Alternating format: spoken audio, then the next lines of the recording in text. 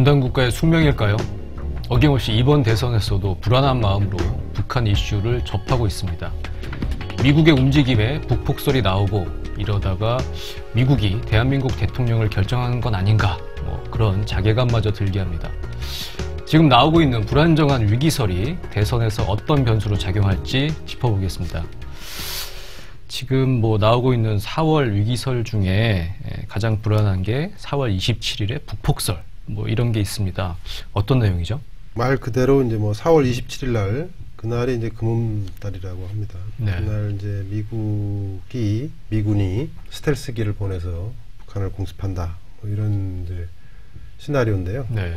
국내 소개된 거는 아마 사설정보지 이름만 찌라시로. 네. 이게 이런 내용의 글이 이제 소개된 거는 일본의 재팬비즈라고 네. 일본 온라인 매체에서 처음에 이 글을 올려서 처음에는 주목받지 않다가 최근에 이제 칼빈 스노가 오고 시리아 폭격을 네. 트럼프가 지시를 했고 네. 그리고 북한이 이제 4월 들어서 김일성 생일 네. 27일인가요 아마 김일성 창건일 이런 이제 큰 대형 이슈들이 쭉쭉 있습니다 지금. 그래서 그런 것들하고 맞물려서 또 지금 국내에는 한미 연합훈련이 독수리 훈련이라고 네, 네. 있습니다. 지금 하고 있고요. 네. 그래서 각지에서 지금 훈련이 진행되고 있고 이런 것들이 이제 복합적으로 작용하면서 크게 부각이 되는 것으로 보입니다. 네. 그거 외에 또 김정은 망명설 그것도 있습니까? 망명설도 있습니다. 그 내용은 이거는 그렇게 북폭설보다는 덜 위험합니다. 네.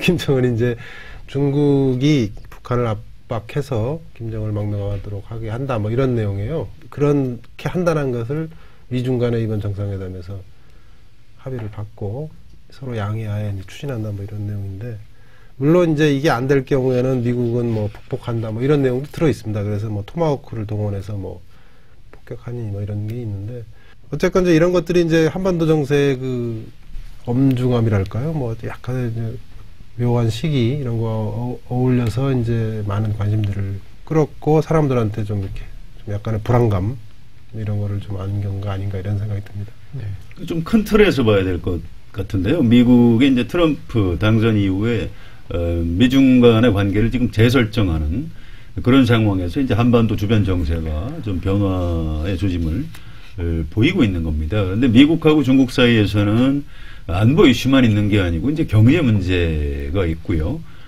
이 두 가지를 섞어서 이제 트럼프 쪽에서 적절히 배합해서 이제 무기로 이제 활용을 하는 그런 측면이 있는 것 같습니다. 그런데 안타깝게도 이제 미국 쪽 트럼프라든가 틸러슨 국무장관 이쪽에서는 이 한반도 문제에 대해서 잘 모릅니다. 네. 미국의 주요 관심자가 이제 한반도가 아니기 때문에 그런 것 같은데요. 미중 정상회담을 하고 나서 틸러슨 국무장관이 미국하고 중국의 목표는 한반도 비핵화다. 그러니까 북한 체제 전복이 아니고 한반도 비핵화다 이렇게 이제 얘기를 잘못했어요. 사실은 북한의 비핵화다 이렇게 얘기를 해야 되는데 네.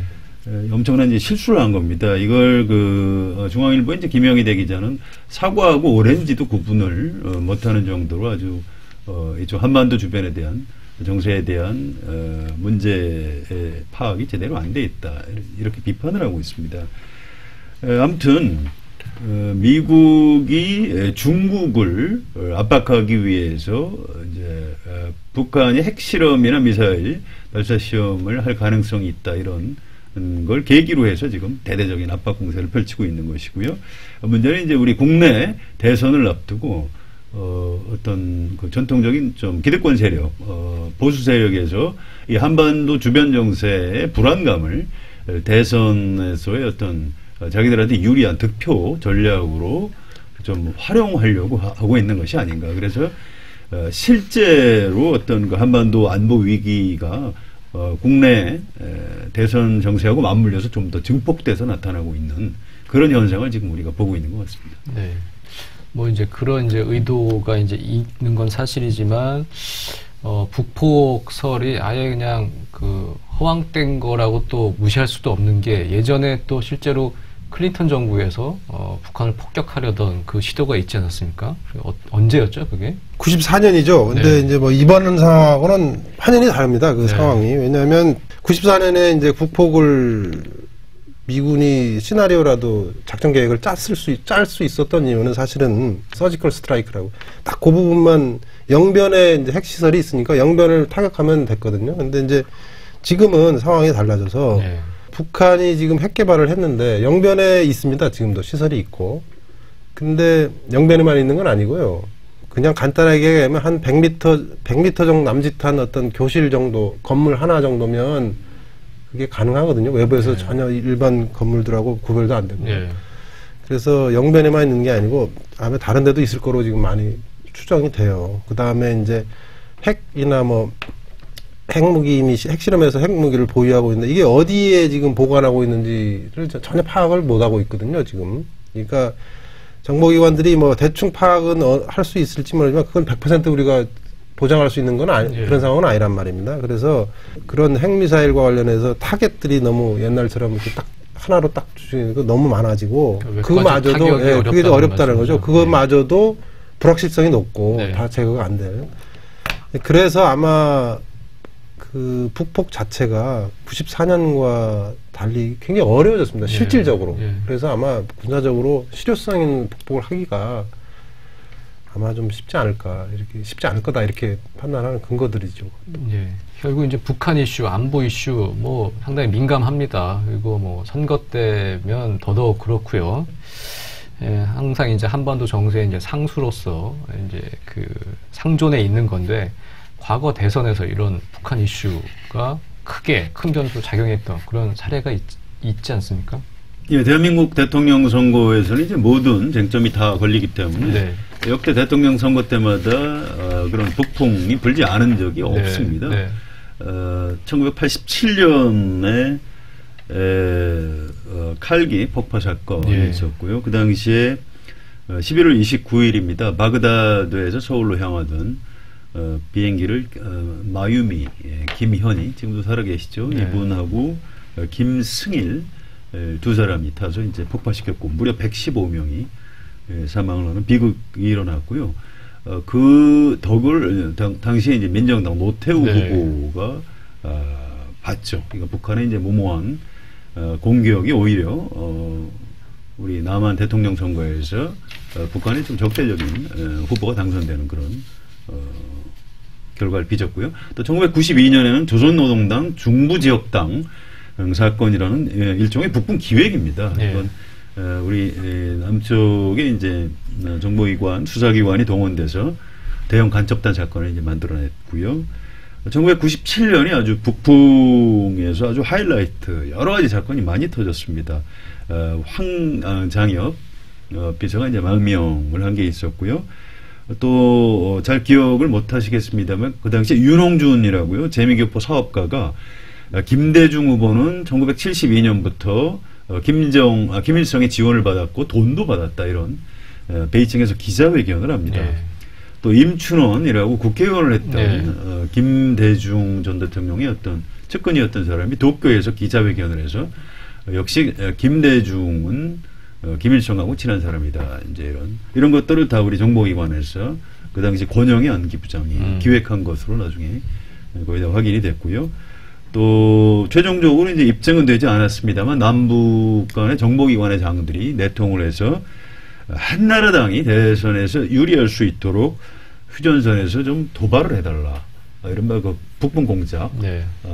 사건이 있었는데 뭐 실체가 있지는 않은 것으로 또 이회창 후보가 관여하지는 않은 것으로 최종적으로 확인은 됐습니다만 뭐 이렇게 역대 대통령 선거 때마다 북풍은 항상 불었던 것이 우리나라의 역사인 것 같습니다. 네.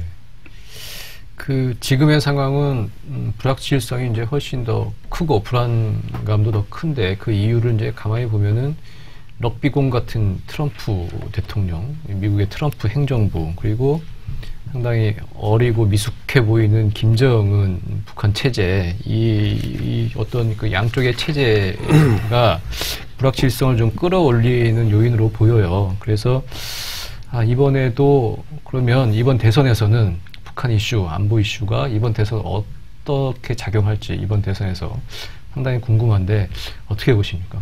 통상적으로는 어쨌건 이런 안보 이슈가 나오면 이제 보수적인 후보가 유리하다 이렇게 네. 돼 있죠. 근데 지금은 이제 뭐 우리나라 정치 지형에서 이제 보수라고 불릴 수 있는 후보가 이제 주로 유승민 후보, 그다음에 이제 홍준표 후보, 네. 뭐 이런 분들일 텐데 이런 분들이 뭐 안보를 통해서 결집하더라도 흡수할 만한 지금 질이 멸렬한 상황이죠. 네. 결집된 표를 흡수할 만한 역량이 될까 이런 생각이 들어요. 그래서 그 동안에 이제 이런 북풍이라든가 뭐 이런 것들이 주로 이제 몇 가지가 있는데 그 선거철 주로 이제 북한의 그 도발, 그래서 대한민국의 뭐 안보가 위협받는다라는 게 이제 북풍의 대부분 선거를 앞두고 저지른 북풍의 큰 유형입니다. 대부분이 이제 그렇게 됐고요. 뭐 칼기 사건이든 뭐든 뭐 간첩 사건이든 뭐 다 그런 건데, 박근혜 대통령이 대통령 될 때 이제 아까 이제 이걸 북풍이라고 할지는 모르겠지만 그때는 이제 저기가 있었죠. 그 NLL 북방한계선 가지고 막 회의록 그런 거 하고. 그러니까 이거는 그들하고의 북풍하고는 좀 다른 결이 다르고. 그런데 어쨌건 이거는 내통 세력이 있다는 거잖아요. 남한 안에 사실상 내통하는 세력이 있다. 뭐 이런 취지로 이제 그림을 만들어서 이제 어떤 정치적 어떤 이득을 얻으려고 했고, 실제 이제 이득을 얻었던 것 같고 선거 과정에서 그렇게 분석되는데, 이번에는 그런 거는 하고는 좀 달라요. 우려의 이제 포인트는 미국이 폭격을 할 수도 있겠다라는 거잖아요, 지금. 그러니까 우리가 뭘 그냥 일방적으로 당한다기보다 미국이 폭격해서 이제 안보 지형이 이제 우리가 이제 위협을 그게 이제 확전이 될 수도 있고 뭐 이제 이런 거여서 조금 다르긴 합니다. 그래서 이 다른 점이 실제 유권자 의식에 어떻게 영향을 줄지 정확하게 뭐 어떻게 영향을 줄지는 모르겠으나 전체적으로 보면 대체적으로 그동안 보수적인 후보가 유리했다라는 가설이 뭐 그렇게 부인할 만한 뭐 무슨 근거가 없으니까, 그런 가설의 근거에서 보면 그래도 양강구도에서 조금 보수적인 후보가 조금 도움을 받지 않을까 이렇게 추정합니다. 네. 과거에 이제 북풍하고 최근 벌어지고 있는 한반도 위기 상황하고는 좀 양상이 다르죠. 과거엔 실체가 없었는데 어떤 공작을 통해서 좀 만들어낸 측면이 있다고 하면, 지금은 미중 간의 관계 재조정이라는 국제 정치학상의 실체가 있는 겁니다. 또 북한의 김정은 같은 경우에 이 기회를 활용해서 이제 북한의 입지를 강화하려고 하는 육차 핵실험이나 미사일 시험 발사 같은 것들을 실제로 카드로 검토하고 있기 때문에 실체가 있는 것이죠.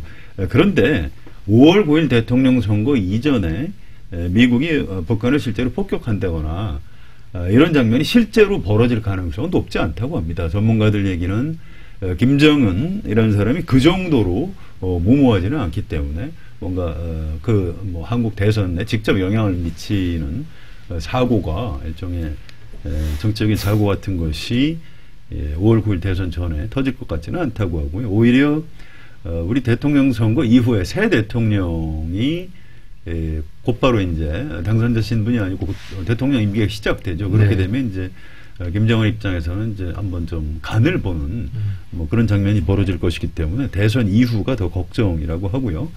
아무튼 그 이전까지 이런 그 안보 위기를 최대한 활용해서 홍준표, 유승민 후보가 좀 이득을 보려고 뭐 당연합니다. 뭐 그걸 뭐 그렇게 비판할 수는 없는 것이고요. 이득을 보려고 이제 노력을 할 가능성이 높고요. 또 유권자들 입장에서는 상대적으로 문재인 후보보다는 안철수 후보가 좀 더 북한하고 좀 덜 친한 것 아니냐 이런 생각들을 하기 때문에 상대적으로 이제 안철수 후보가 좀 더 이득을 보는 그런 효과 같은 것들은 좀 있을 것 같습니다. 네. 어쨌든 지금 뭐 북폭설이라든지 어떤 위기설이 어느 정도의 어떤 근거, 뭐 어떤 배경에서 이제 나오는 것들인데, 그 외에 무슨 북한과 관련된 돌발 변수는 언제나 한번 있어 왔거든요. 그렇다면 지금 양강 구도를 형성하고 있는 문재인, 안철수, 북한 그 돌발 변수에 대한 대비가 좀 필요할 것 같은데 지금 어떻게 대비하고 있습니까? 예, 일단 안보에 있어서는 내가 더 자신이 있다, 이런 얘기를 문재인 후보나 안철수 후보 동시에 얘기를 하고 있고요. 사드 배치에 대해서도 이제 입장을 서서히 좀 전환을 하고 있고, 네. 뭐 현실적으로 좀 환경 변화에 따라서 입장도 좀 변할 수밖에 없는 그런 상황이 있는 것 같습니다. 뭐 안보에서는 여당과 야당이 따로 있을 수 없다. 이제 이런 얘기를 과거에 이제 구 여권에서 주로 하던 말이지만 사실은 그 말 자체는 맞는 얘기입니다. 네. 김대중 정부의 이제 햇볕 정책도 사실은 세 가지 원칙 가운데 첫 번째가 북한의 도발을 용납하지 않는다. 이게 첫 번째 원칙이고요. 두 번째는 북한 흡수 통일을 시도하지 않는다. 세 번째 가서야 이제 남북 간의 화해와 교류 협력을 강화한다. 이런 겁니다. 국가안보라는 건 사실은 뭐 진보든 보수든 관계없이 가장 기본적인 전제인 네. 것이고요. 이 지점을 잘 알고 있는 문재인 후보 또 안철수 후보가 내가 대통령이 되는 것이 오히려 더 국가안보를 철저하게 지킬 수 있다. 이제 이런 메시지를 계속 내고 있는 겁니다. 그런데 한국의 어떤 기득권 세력 입장에서는 한반도의 어떤 안보 위기 상황 자체를 국내에서 어떤 정치적으로 좀 활용을 해서 이득을 보려는 그런 끊임없는 유혹을 버릴 수가 없는 겁니다. 네. 이번 대선에서도 마지막 순간까지 이제 안보를 대선에서의 득표 전략으로 이제 활용할 가능성이 굉장히 높다고 봅니다. 우리 유권자들도 과연 누가 어느 쪽 정당, 어느 정당이 또 어느 후보가 집권을 하는 것이 한반도의 안보를 좀 지키고 우리가 주도권을 되찾아올 수 있는 것인지 좀 어떤 지혜로운 정찰, 관찰 뭐 이런 것들이 좀 필요할 것 같습니다. 네. 참 안보 문제까지 자신의 사익을 위해서 활용하려고 들면 안 될 텐데 어쨌든 이번 대선에서는 그런 일이 없기를 바라겠습니다. 참 미국은 그 대한민국 대선 주자 중에 누가 당선돼야 자기들 국익에 도움이 된다고 생각을 할까요? 그리고 또 북한은 누구의 당선을 바랄까요? 대선 전국에서 북한과 미국의 이해관계는 일치할지 아니면 엇갈릴지 참 복잡한 고차 감정시이기도 합니다. 우리가 바라는 건 하나, 평화죠. 한반도 평화체제를 구축할 대통령이 당선되기를 바라겠습니다. 더 정치 오늘은 여기까지입니다. 감사합니다.